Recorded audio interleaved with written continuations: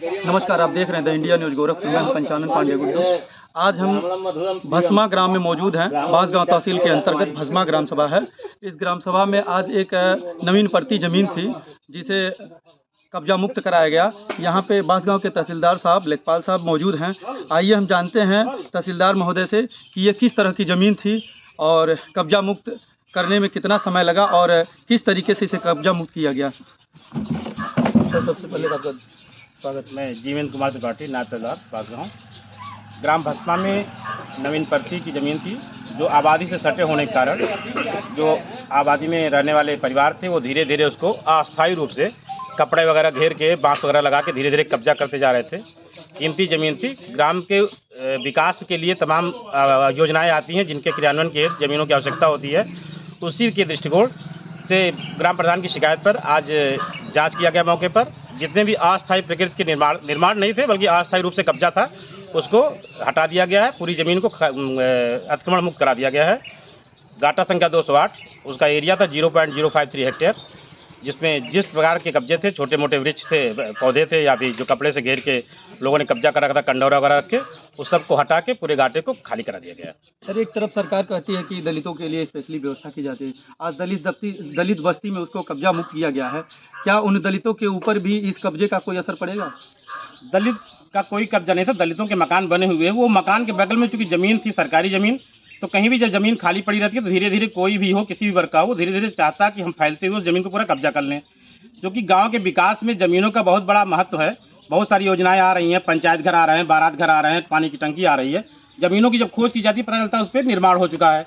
तो उसके अस्थायी निर्माण के पूर्व ही हम लोगों ने उस ज़मीन को खाली कराया है, जिससे भविष्य में इस ग्राम में जो भी योजना है उसकी व्यवस्था के लिए, उसके निर्माण के लिए कहीं ज़मीनों की ज़रूरत पड़े तो उसको उपयोग में लाया जा सके। सर, आप भस्मा में बैठे हुए हैं, मैं भी आपके तहसील के अंतर्गत आता हूँ।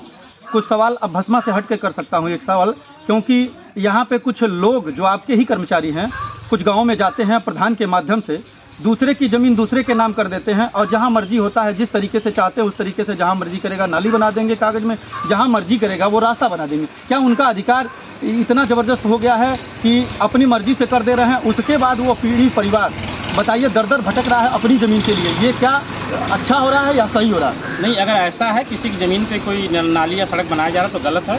शिकायत मिलने पर उसकी जाँच कराई जाएगी, जो भी उचित कार्रवाई होगी उसके खिलाफ की जाएगी। सर, शिकायत तो हम लेखपाल का शिकायत कानूनगो से कर सकते हैं, कानूनगो शिकायत नायब तहसीलदार से कर सकते हैं, आपसे कर सकते हैं। लेकिन अगर वही पार्टी बन जाता है, जिस ग्राम सभा में लेखपाल पहुंच रहे हैं उसी ग्राम सभा में अगर पार्टी बन जा रहे हैं तो बताइए पीड़ित परिवार किसके पास जाएगा? नहीं, ये गलत बात है। अगर ऐसी स्थिति है इसकी जाँच कराई जाएगी, उनके खिलाफ विधिक कार्रवाई की जाएगी। सर, मैं ठोस प्रमाण आपके कोर्ट में और आपके माध्यम से मैं सूचित करूँगा। ठीक है, धन्यवाद। आप जैसे भी मेरे समक्ष लाएंगे मैं उसकी कार्रवाई कराऊंगा। धन्यवाद सर।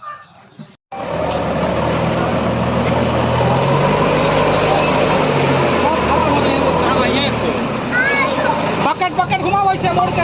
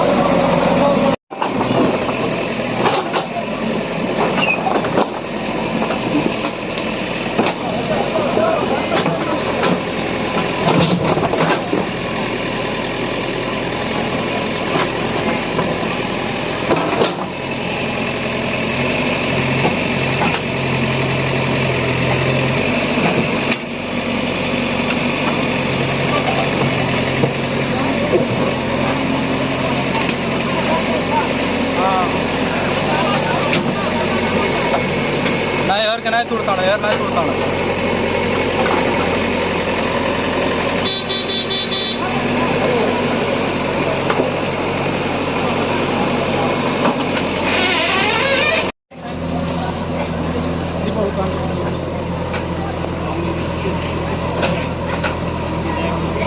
वो धंसत है।